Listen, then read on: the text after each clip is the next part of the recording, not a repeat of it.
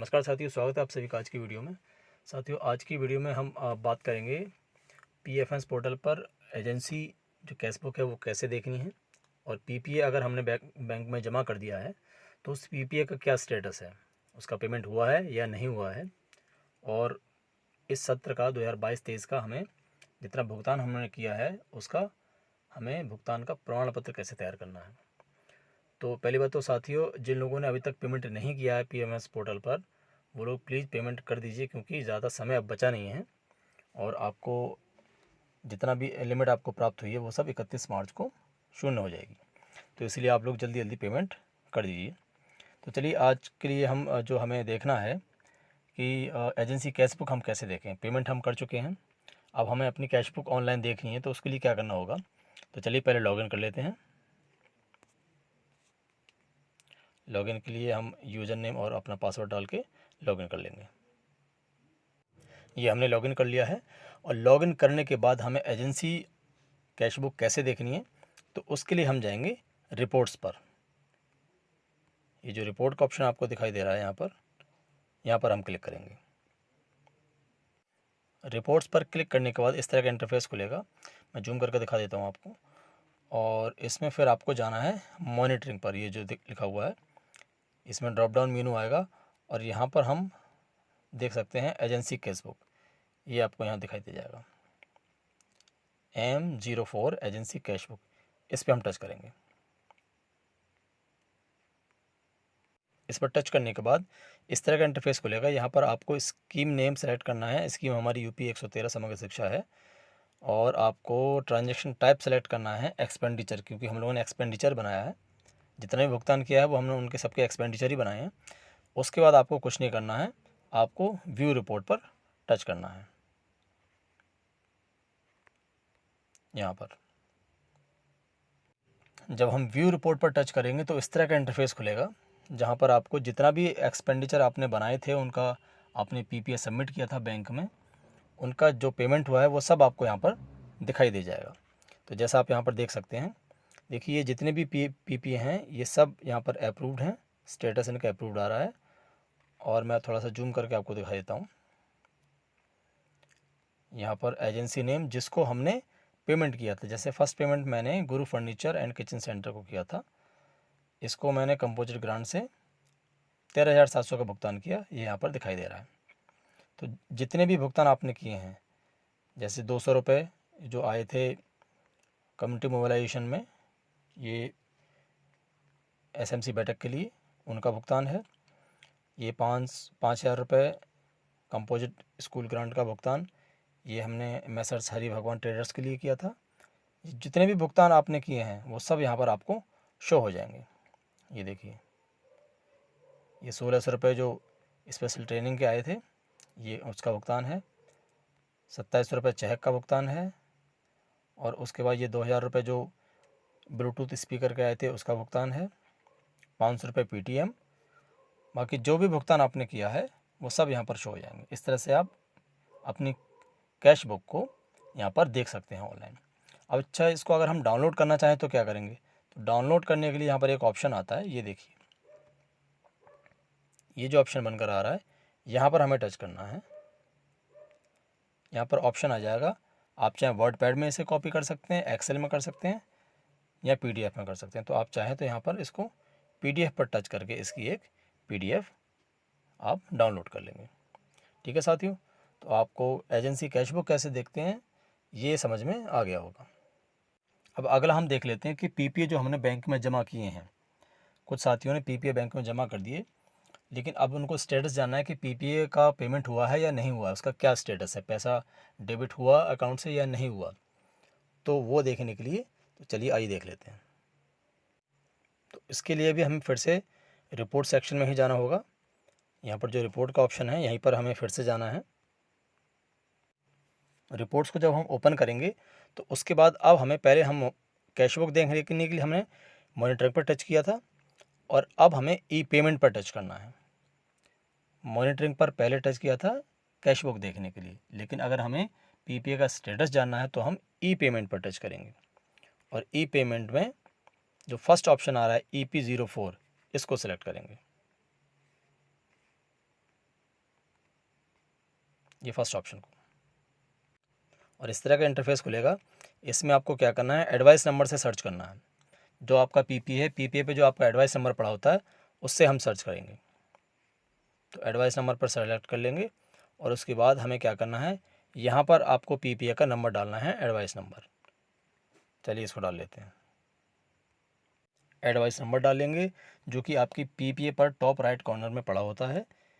और उसके बाद हमें यहाँ पर सेलेक्ट करना है ट्रांजैक्शन टाइप। तो ट्रांजैक्शन टाइप में हमें एजेंसी टू वेंडर सेलेक्ट करना है। और उसके बाद हमें स्कीम सेलेक्ट करनी है अपनी। स्कीम में हम टाइप करेंगे यूपी 113। ये टाइप करते ही आ जाएगा, इसको हम सेलेक्ट कर लेंगे। और उसके बाद हमें कुछ नहीं करना है, व्यू रिपोर्ट पर टच करना है। जब हम व्यू रिपोर्ट पर टच करेंगे तो थोड़ा सा टाइम लगता है प्रोसेसिंग में, थोड़ा सा आप वेट करेंगे, उसके बाद ये ओपन हो जाएगा। देखिए इस तरह से ये खुल जाएगा। यहाँ पर आप देख सकते हैं स्कीम नेम में Samagra Shiksha, state Uttar Pradesh, date of advice generation 20/3/2023 को ये हमने जनरेट किया था। उसके बाद ये देखिए डेबिट अमाउंट 200 रुपये, 200 रुपये का ये पीपीए है जो कि हमने एसएमसी मीटिंग के लिए जनरेट किया था। और उसके बाद आप देख सकते हैं ये डिटेल यहाँ पर आ जाती है पूरी। ये डेबिट पेंडिंग यहाँ पर दिखा रहा है। डेबिट अकाउंट, इस अकाउंट से डेबिट होना है। और ये पूरा स्टेटस आप यहाँ से आप देख सकते हैं। और ज़्यादा अगर आपको इसकी डिटेल्स देखनी है तो ये जो 1 लिखा हुआ है ये यहाँ पर आप टच करेंगे। देखिए उसके बाद इस तरह की विंडो खुलेगी। यहाँ पर आप देखेंगे 200 रुपये का अमाउंट था और इसका जो डेबिट क्रेडिट बैच नंबर है वो भी आपको यहाँ से दिखाई दे जाएगा। डेबिट और क्रेडिट पेंडिंग है। जब ये हो जाएगा तो यहाँ पर लिख कर आ जाएगा डेबिट क्रेडिट स्टेटस डेट जो है वो यहाँ पर सब मेंशन हो जाएगा। तो यहाँ से आप देख सकते हैं अपना पीपीए का क्या स्टेटस है। अब चलिए बात कर लेते हैं कि ये जो सत्र है 2022-23 इसमें हमें जितना भी लिमिट प्राप्त हुई थी उसका हमें भुगतान प्रमाण पत्र कैसे बनाना है, चलिए उसको देख लेते हैं। देखिए ये भुगतान जो भुगतान का प्रमाण पत्र है उसका ये प्रारूप है। थोड़ा सा ब्लर आपको दिखाई दे रहा होगा क्योंकि स्क्रीनशॉट लिया हुआ है। तो इसमें मैं बता देता हूँ, ऊपर हम कंपोजिट ग्रांट एवं अन्य मदों का उपभोग प्रमाण पत्र सत्र 2022-23 प्रमाणित किया जाता है कि प्राथमिक विद्यालय या फिर उच्च प्राथमिक विद्यालय या फिर समृद्ध विद्यालय, जो भी विद्यालय की कैटेगरी है वो, न्याय पंचायत का नाम, विकास क्षेत्र का नाम, जनपद का नाम, यूडाइस कोड और सत्र में कुल नामांकन में सत्र 2022-23 हेतु प्राप्त कंपोजिट ग्रांट एवं अन्य मदों का मदवार उपभोग विवरण। उसमें देखिए पहला हमें सबसे पहले कंपोजिट ग्रांट प्राप्त हुई है। कंपोजिट ग्रांट का जो कंपोनेंट कोड है वो F.01.18।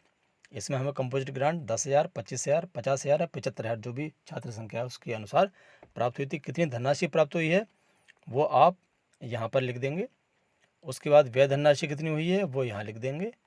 उसके बाद अवशेष धनराशि यहाँ पर, अगर कुछ अवशेष बचा है तो, अगर भुगतान आपने सब कर दिए हैं तो अवशेष यहाँ पर 0 हो जाएगा। उसके बाद है चेहक किट के क्रय हेतु। चेहक किट के लिए हमें प्राप्त हुई थी धनराशि 27 रुपये, जिसमें हमें 25 रुपये का TLM खरीदना था और 200 रुपये SMC मीटिंग के लिए आए हुए थे। तो उसका जो कंपोनेंट कोड था वो F.01.22.02 ये चेहक प्रोग्राम के तहत जो 27 रुपये की ग्रांट आई थी उसका रहेगा।